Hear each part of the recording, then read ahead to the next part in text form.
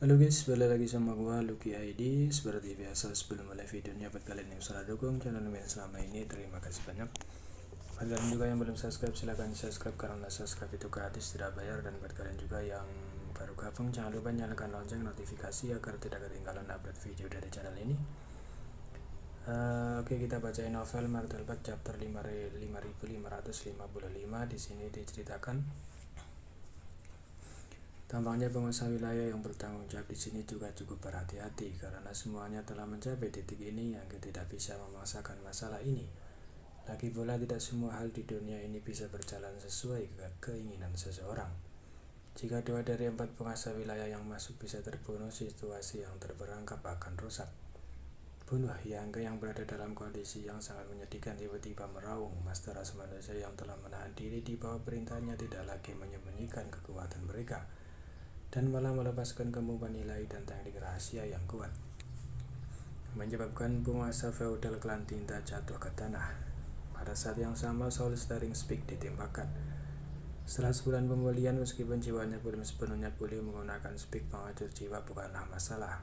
Tuan wilayah yang bertanggung dengan Yangke tiba-tiba merasakan krisis, diikuti oleh rasa sakit yang tajam di jiwanya, seolah-olah ditusuk oleh jarum dan penglihatannya menjadi kabur. Yangke menindaklanjuti dengan tusukan tombaknya, tetapi hanya berhasil menembus tulang belikat penguasa wilayah, membuat seluruh lengannya terbang. Namun pada saat krisis ini, penguasa wilayah ini dengan paksa menghindari titik vital. Penguasa wilayah terkejut, baru sekarang menyadari mengapa Yangke membunuh banyak penguasa wilayah dengan begitu mudah.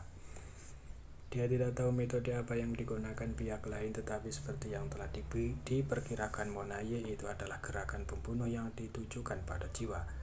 Jika dia tidak berjaga-jaga selama ini melindungi jiwanya, dia akan mati pada saat gangguan itu.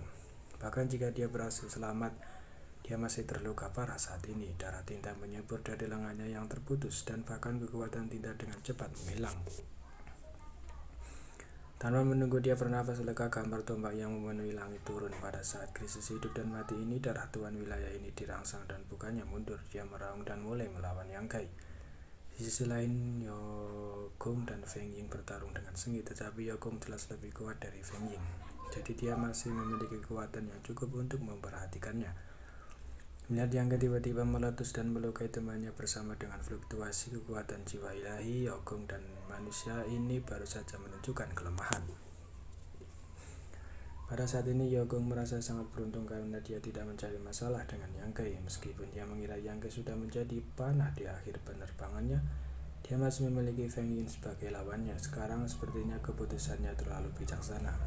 Jika dia benar-benar melebihkan dirinya sendiri dan mencari masalah dengan Yangke, orang yang berjuang di bawah tombaknya adalah dia. Ini adalah jebakan lain. Manusia bernama Yangke ini adalah orang paling licik yang pernah dia temui. Dia belum pernah bertemu manusia yang lebih licik daripada Yangke. Melihat darah tinta temannya terbang di bawah serangan Yangke, auranya melemah dengan kecepatan yang terlihat dengan mata telanjang. Bagaimana mungkin Yogong berani bertarung?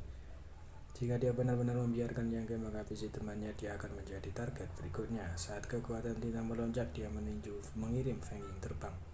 Segera setelah itu, Yogong juga bergegas menuju pintu yang hancur. Sebelum Feng Ying bisa bereaksi, dia sudah meninggalkan surga gua semesta. Di luar pintu, wajah Monaye tenggelam meskipun dia telah waspada terhadap Yangke dan curiga bahwa dia sengaja menunjukkan kelemahan. Ketika dia melihat kekuatan sejati Yangke, dia masih terasa sulit untuk menerima.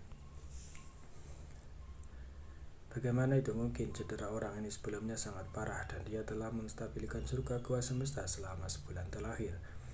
Bertarung melawan banyak pemboman penguasa wilayah klan Tinta, jadi bagaimana dia bisa punya waktu untuk sembuh?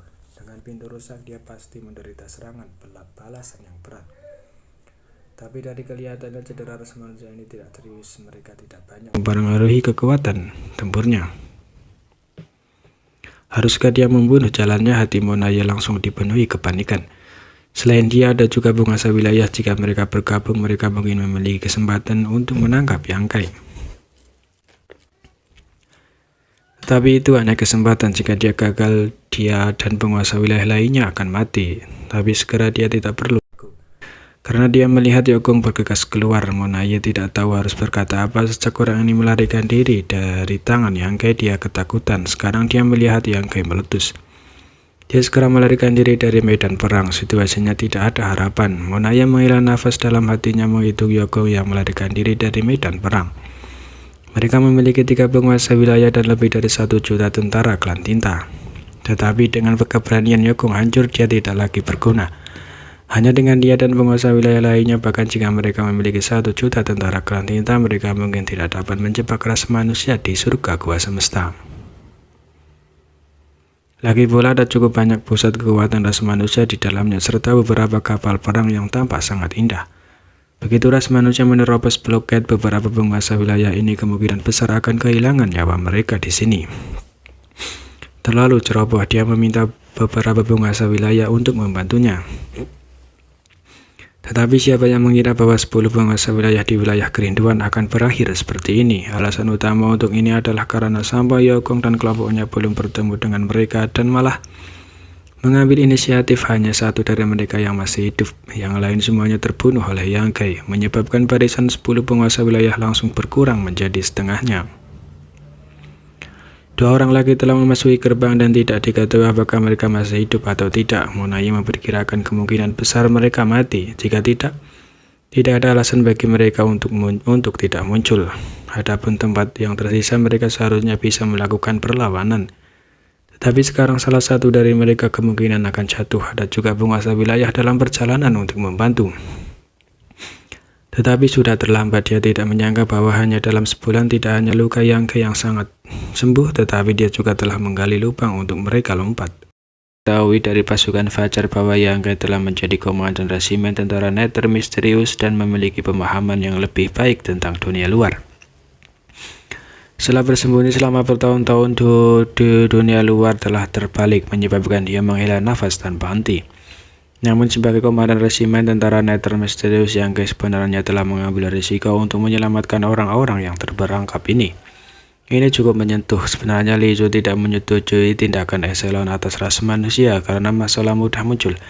Kematian tingkat 2 komandan Carnision Orde ke-8 dalam pertempuran bukanlah masalah besar, tetapi pada tingkat komandan resimen, jika mereka benar-benar mati dalam pertempuran, itu akan sangat mempengaruhi seluruh pasukan. Belum lagi komandan resimen saat ini memiliki status lebih tinggi dari komandan resimen Battle Fleet sebelumnya. Saat ini semua komandan resimen dari berbagai medan pertempuran domain memiliki 1 atau 2 juta pasukan di bawah komando mereka. Tetapi bagaimana dengan Battlefield? Setiap jalur gunung hanya memiliki beberapa puluh ribu orang. Namun dia juga tahu bahwa karena berita tentang wilayah kerinduan telah menyebar, tidak peduli berapa banyak kultivator yang terjebak, ras manusia tidak